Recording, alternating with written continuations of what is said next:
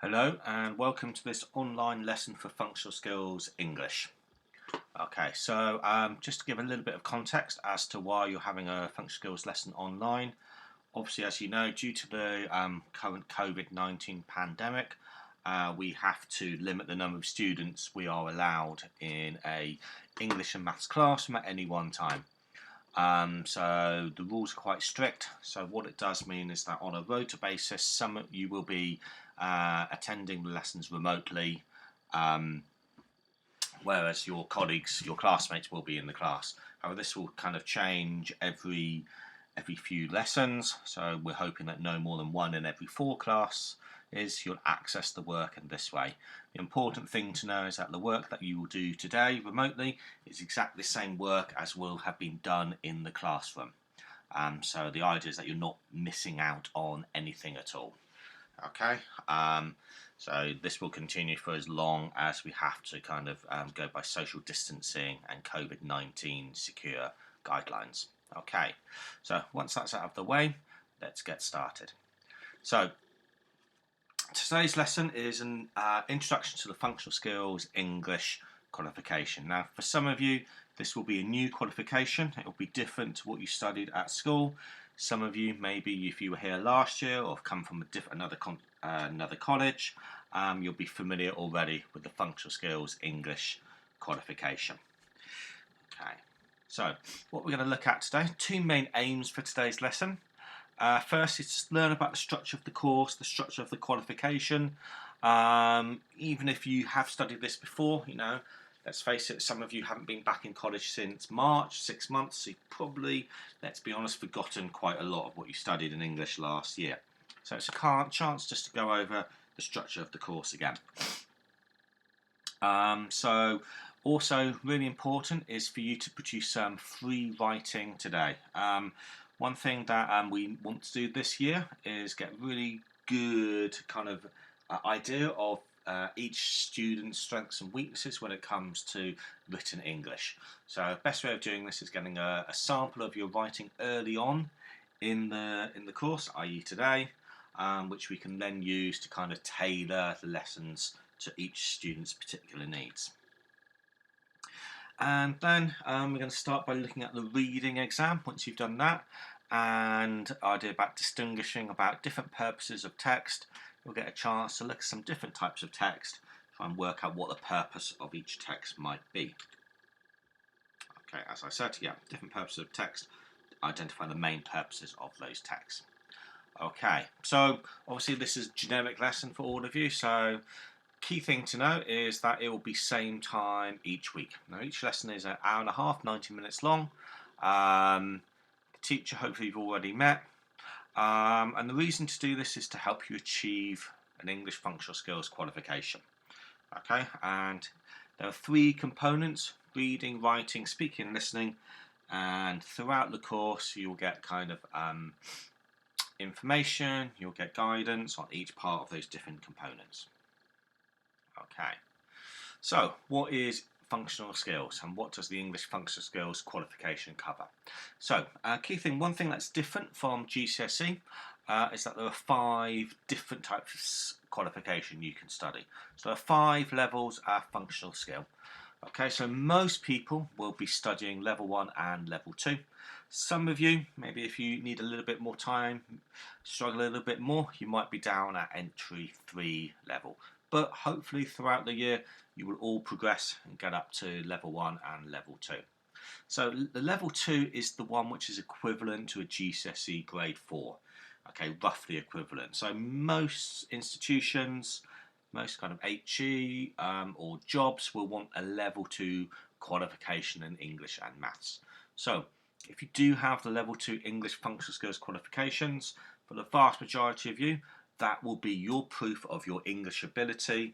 That will be what certainly apprenticeships are looking for. Courses in the college will want that one. And most universities, HE, will accept level 2 English qualification. Okay, so as I mentioned before, there are 3 different components to the Functional Skills English exam. One thing I should have mentioned is that Some of you will be at level 1, some of you will be at level 2. Okay, and this is decided based on maybe your previous GCSE grades or previous qualifications that you have got.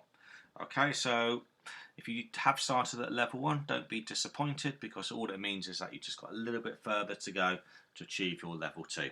And a lot of the work that we will do in the first couple of weeks is just about ensuring that you are on the right level qualification for yourself. So, as I was saying, 3 different components, 3 different parts of the exam: reading, writing, and listening and speaking. Okay, so just going to spend a little bit of time going over what happens for each one.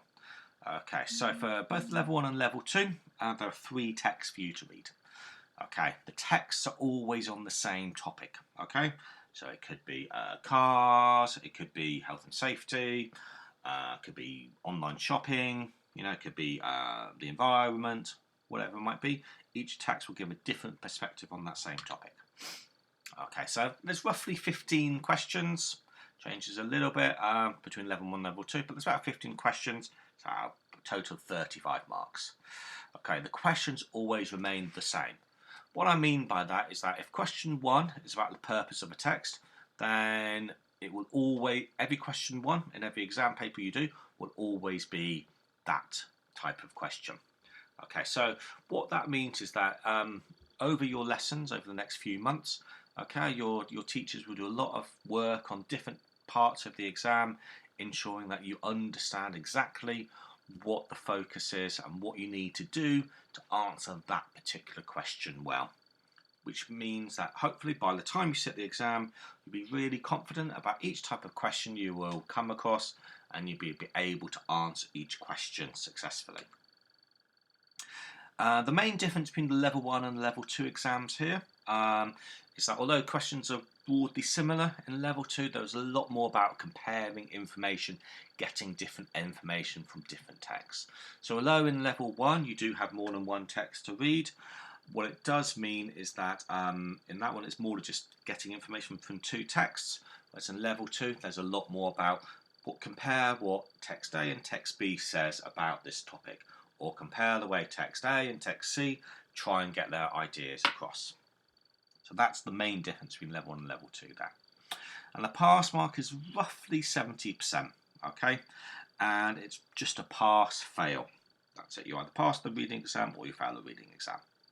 Okay, so key skills that you need for this one is being able to understand the question carefully, understand exactly what the question requires and where that information can be found. So it's all about using different reading skills, so skimming, scanning, close reading, to select the relevant information for that question. Okay, if you're not sure what those different skills are, don't worry at the moment. Like I said, over the next few weeks, the teachers will go over these different skills that you need to answer the question successfully. Okay, so that's the reading exam. Second exam, main exam, is the writing exam. Okay, so both level 1 and level 2, you have 2 tasks, 2 separate tasks, and each task will be a particular task or topic to do. Okay, so the topic, unlike the reading, it will be about 2 different topics. So one might be about, the environment. Second one might be about your hobby, something like that. Okay. Now, across the 2 questions, you'll be asked to write 2 different things and be any one of the following. So it could be a formal letter, it could be a formal or informal email, might be asked to write an article, maybe a review of something, could be asked to give a speech, or maybe even write a report. Okay, so when we come to the writing part of the exam, writing part of the course, your teacher will explain the differences between these different types of writing, and you'll have practice in terms of improving your understanding, your ability to write for different audiences and in different styles. Okay, next part is really important. Okay, so task 1, although there are 2 tasks, task 1 is worth more marks than task 2. Don't ask me why.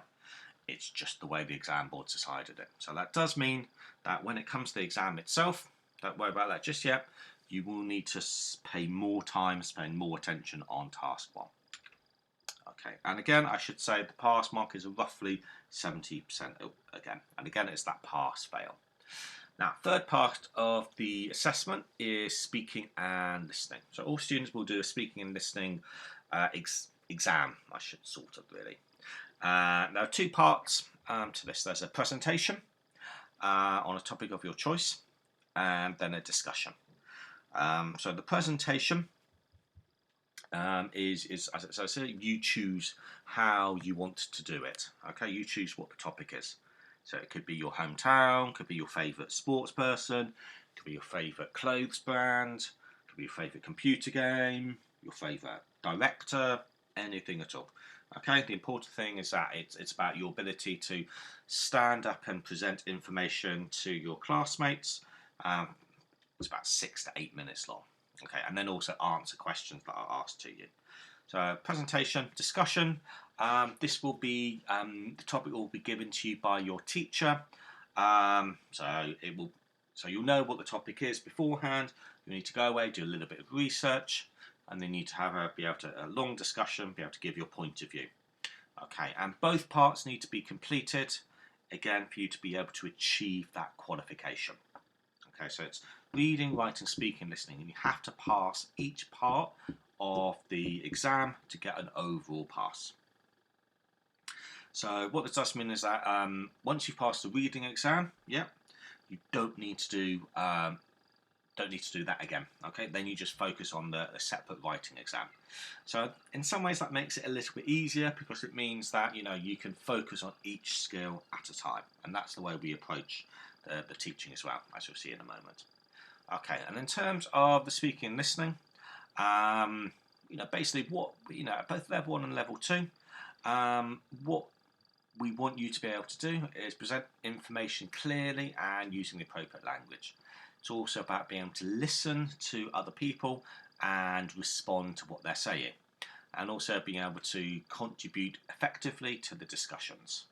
Okay, so main difference between level 1 and level 2 is, although they both involve giving a talk, a presentation, for level 2 you have to speak for longer, really, and maybe slightly more higher level vocabulary.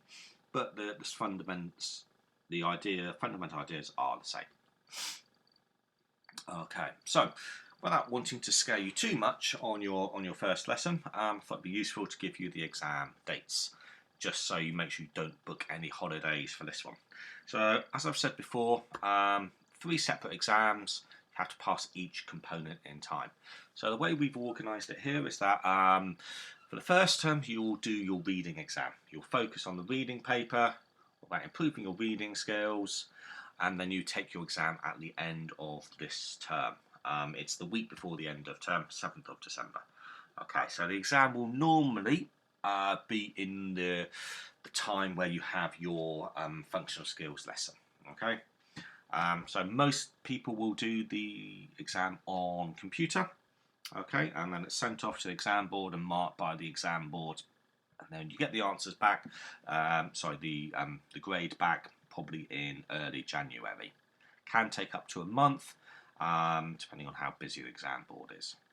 So for the first term, you will all be focusing on the reading exam.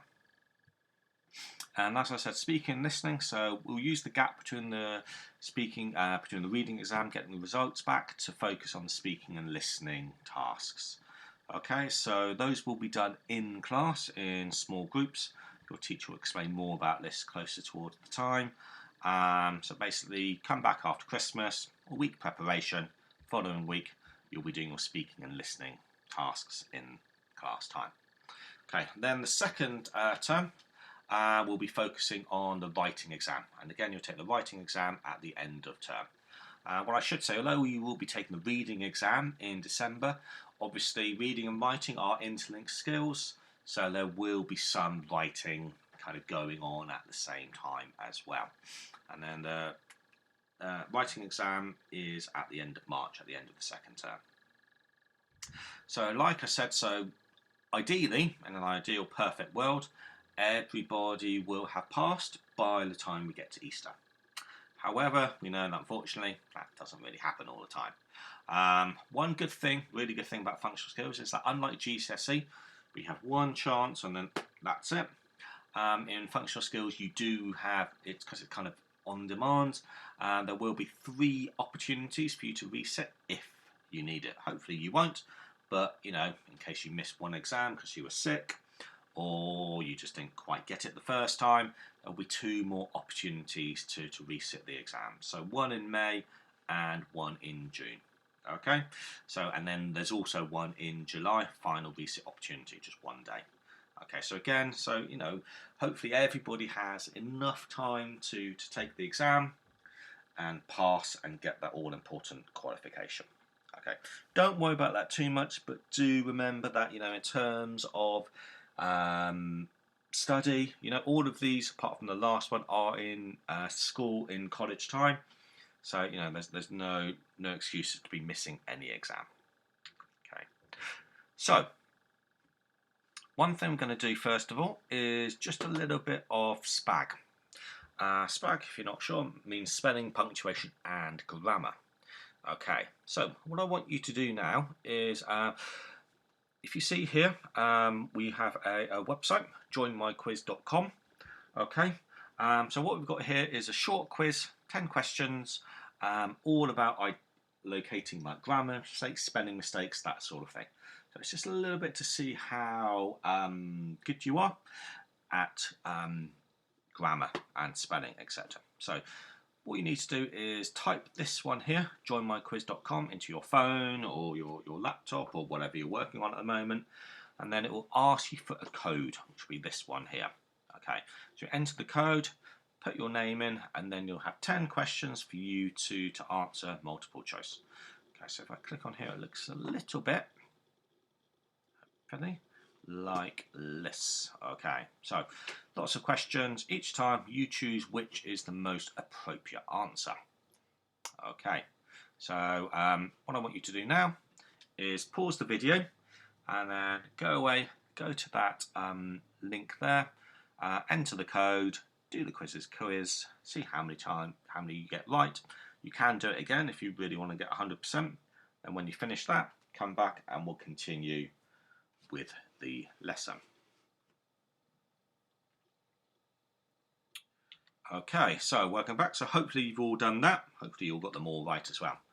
Okay, so next thing is really just a piece of free writing. Okay, so as I mentioned at the start of this PowerPoint, it's really important that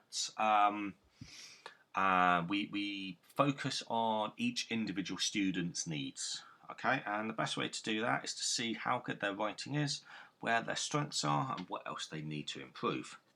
Okay, so one easy way of doing that is getting a sample of your writing in the very first lesson, i.e. today. So what we want you to do now is write maybe 200 to 300 words. That's basically one side of A4. And I'd just like you to choose one of these subjects, or you can, talk about a variety of them. If you don't think you can write 300 words about your ideal job, at least you can write maybe 150 words about that one, and then 150 words about your hobbies and interests, the person you most admire, whatever it might be. Okay, so really what's important here is we're not making a judgment on what job you want to do or anything like that. It's really, and this, it's not going to be marked in the normal way. Okay, so it's really just about getting a good sample of your writing so that we know, like I said before, where your strengths are as a student of English and which areas you need to improve on, because we all have areas we need to improve in every aspect of our life. Okay, so I want you to, take your time about this one, so maybe a good 20-25 minutes. Like I say, so pause the video. Okay, try and write in as much detail as you can. And then, because this is something that I will want you to hand in, give in to your teacher, ready for next week. Okay, so when you're ready, off you go. Pause the video, go and do this, and then come back once you finish writing it and restart the video. Okay, so welcome back. Hopefully you've all completed your writing tasks now. So what we're going to do for the last part of the lesson is to start looking a little bit at the reading exam, thinking about different types of texts that we read, what is the purpose of those texts, and how do we use them. Okay, so like I said, it's about understand the purpose of a text. So there's two reasons why we're doing this. First of all, it comes up in the exam. So you need to be able to identify what the purpose is and explain it in your answers. But also it's really important. Obviously, hopefully, you've probably all heard about fake news and rumours and wrong information, that sort of thing. So it's really important, that we improve your reading skills and your ability to understand information that you get. Okay, that you read on websites, on Twitter, on wherever it might be. Okay, so to understand text purpose further, you need to work out what the text is, what the writer hopes to achieve, and who it's meant to be read by. Okay, so to identify the purpose, I want you to read the text, ask yourself, what does the writer want the reader to do? Okay, so is it to follow the writer's advice? Is it trying to persuade them to do something? Is it giving them information? And what does the writer want to do for the reader? Okay, so it might be something helpful, or it might be a warning, or it might be a threat. Okay, it might be to cause confusion. So it's really important that you can understand what the aim of the text is. What does the writer want to achieve? Okay, and think about who has the text been written for. Yeah. Okay, so the sorts of words that have been written, the language, the formality, how does he write, how does the writer address the reader? Okay, so is it aimed at teenagers? Is it aimed at young people? Is it aimed at old people? Is it trying to is it aimed at women or men or football fans or anything like that? Okay, so if you can understand or ask yourself these questions as you're reading any text, helps you become a little bit more of a discerning reader. Okay, and maybe kind of be a little bit more skeptical about what you're reading and trying to work out what the true purpose of that text is. So, little task for you now. What I want you to do is just again, in a moment, pause the video and maybe just brainstorm, think of some ideas. What different purposes of text can you think of? What have you come across? What do you come across every single day? Okay, so like I said, pause the video for a bit and then just spend a few minutes writing out a few ideas, different purposes of text. Okay, welcome back. So hopefully you've got maybe at least one, hopefully a few more than that, different purpose of text you might find. Okay, so here are some of the ideas that I had. Okay, you may have the same, you may have more, you may have less. Okay, so obviously first one is to persuade the reader. Okay, so that's really key, especially thinking about, elections and that sort of thing, or adverts, yeah. Always trying to persuade the reader to do something. Normally agree, buy their product, agree with the writer, vote for somebody, that sort of thing. Okay, sometimes it might be straightforward, it's just giving a description of something. Okay, trying to give some information. Okay, you might also be trying to inform the reader, give the reader information that they need. Okay. Or it could also be to instruct the reader, give them instructions, tell them how to do something, how to achieve something. Also, it might, or maybe it just wants to entertain you. Yeah, wants to describe something, entertain you, keep you engaged. Okay, it might also be trying to give you educational value. Okay, so similar to inform, but with the purpose of teaching you a new skill or new information that you didn't have before. Okay, so really key thing to remember is that texts have more than one purpose, yeah? Most texts would have more than one purpose. In the exam, but also for yourself, you need to identify what is that main purpose. So it might be giving you some information, but maybe its main purpose is to persuade you to do something. So what I want you to do now is go to the other sheet on Moodle, which hopefully where you found this PowerPoint. Okay, I'm going to show you, if I just find it on my Word document here. Okay, so you should have this document as well. Okay, so here we have, again, just a little bit more information about what is the aim of a text. Okay, so here we've got some of the main purposes. So we've got persuade, inform, entertain, find out, instruct, explain, and describe.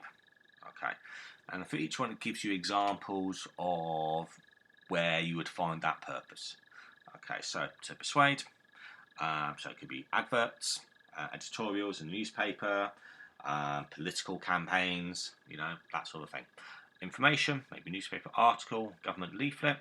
That gives you an example of swine flu. Obviously with COVID-19, gives you information of what to do, how to avoid it.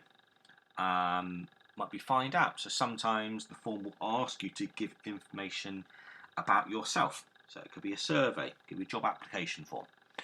Might be entertaining, so it should be a short story, maybe a poem, a joke, or it could be a newspaper article. Instructions, so recipes, simplest form of instruction, or when you buy a new product, you'll have an instruction manual in there as well. Possibly explaining, tell you how to do something, how to make something better. Okay, so it could be a response to a question from maybe you've asked a company a question, they've given you information back.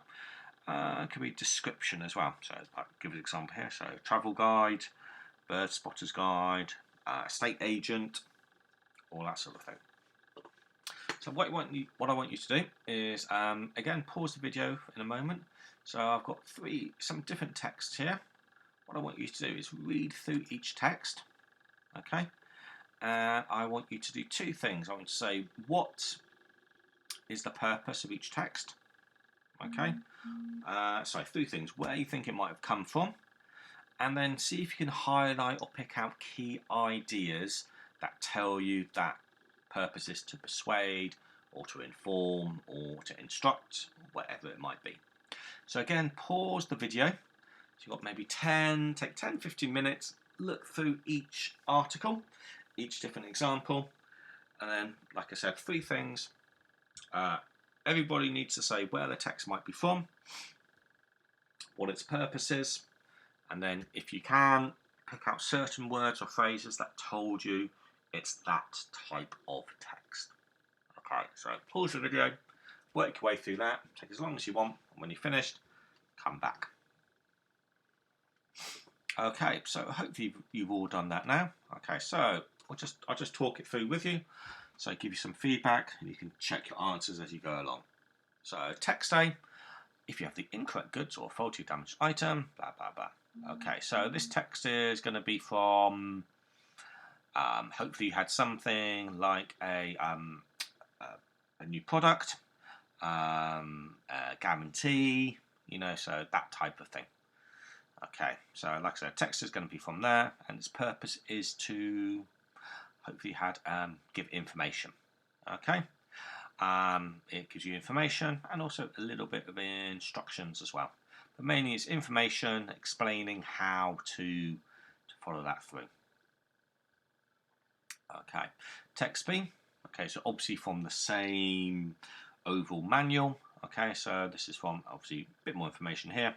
So going back to text A, how did you know this? So it was like using conditional sentences. So if you have the incorrect goods or faulty, please then do this.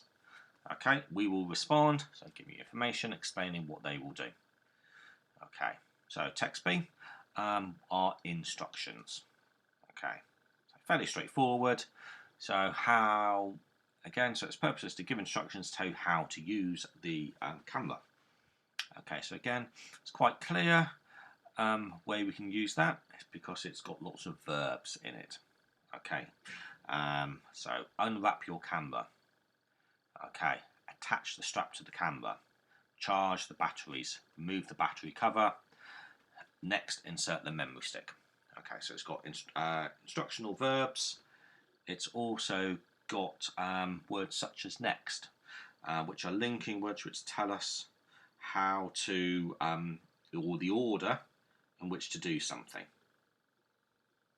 So like I said, that's fairly straightforward way of understanding what a instructional text looks like. And the last one is giving you information. Okay, so the first one, probably like an explanation, second one, instruction, third one is information. Okay, so again, we know it's from the same text, so some sort of camera leaflet, Okay, but how do we know it's information? Okay, so again, very straightforward. It tells you what the camera does. So features of model 5679XC include ×4 zoom facility, display area, rechargeable batteries, etc, etc. So again, this type of fact, okay, tells us it's an informational text. Okay, text D is a little bit different. Okay, so purpose of this text. So I guess it's giving information, isn't it? It's describing possible transfer moves for football players. Okay, so it gives you information as to what each rumour is, where that player might be going, which club they currently play for, which club they might be moving to. Okay, so again, how do we know this? Well, it has factual information, but also it also couches it, because it's only gossip.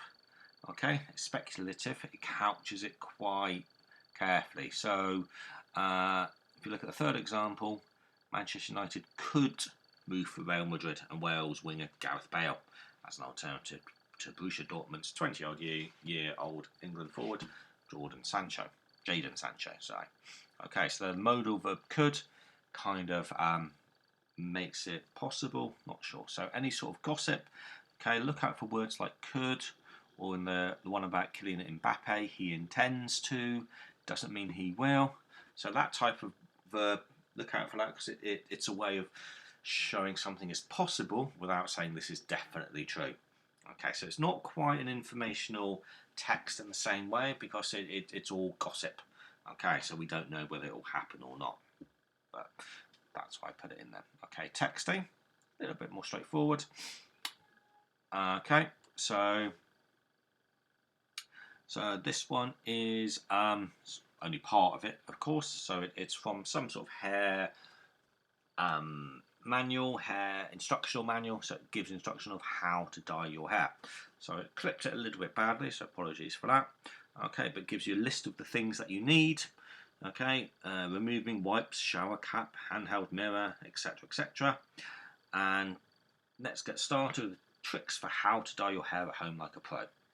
Okay, so it's got numbers. Number 1, select your best shade. Okay, to find your best shade, eye those closest to your current one. Hold a section of your hair, etc, etc. So again, if you remember, like the other instructional text we looked at about the camera, there's lots of verbs, wasn't it? Unwrap, attach, remove, charge. Okay, so again, verbs that come at the start of a sentence have a special name. They're called imperative verbs, because they're telling you how or what to do. Again here, select your best shade. You've got the verb at the front. Hold a section of your hair up. Choose from the next two. Again, so you've got the same sort of instructional verb. Okay, and the last text. Okay, obviously you're probably aware that there is an election in America in a couple of months' time. Okay, so it's Donald Trump against Joe Biden. So this is taken from Joe Biden's website. Okay, so Build Back Better, Joe Biden jobs and economic recovery plan for working families. And then it says, Joe Biden believes to his core there's no greater economic engine in the world than the hard work and the ingenuity of the American people. Okay, and so on and so on. So obviously, the purpose of this text is to persuade the reader to vote for Joe Biden. Okay, persuade him that Joe Biden is the best choice for America and the best choice for you as the voter. Okay, so how do we know it's a persuasive text? Well, a couple of things. You know, if you think he flatters his audience, yeah? Hard work and ingenuity of the American people. Okay, so obviously it's directed, that is the core audience, yeah? Although we're here in Britain, you know, we might be interested, but we're not the main audience because we can't vote in the election. Okay, but, you know, replace the words, if you think that it could be an election in the UK, it says there's no greater economic engine than the hard work and ingenuity of the British people. Okay, so by flattering or persuade, you know, you're helping to persuade people. Okay, nobody has more respect for the working women and more confidence they can meet the challenges than Joe Biden. Okay, so again, you know, it's flattering, it's kind of inclusive language. Well, you know, it doesn't use words like we or you, but by talking about the American people, it's that kind of collective language trying to make the reader feel part of something bigger and better. Okay, so hopefully you had something similar to what I had there. And this now comes to the end of the lesson. So what I want you to make sure is that you've done all the tasks asked for you today. Thank you for your work. Like I said, you know, it'll be on a rota basis, so every few lessons you'll be doing work like this. But it's really important that you do the work and keep up with the work that the teacher has set. Because this will be followed up in the following lessons that you will be doing face to face. Okay, so thank you very much and enjoy the rest of your day. Now I just need to work out how to turn the video off. So you can stop it now.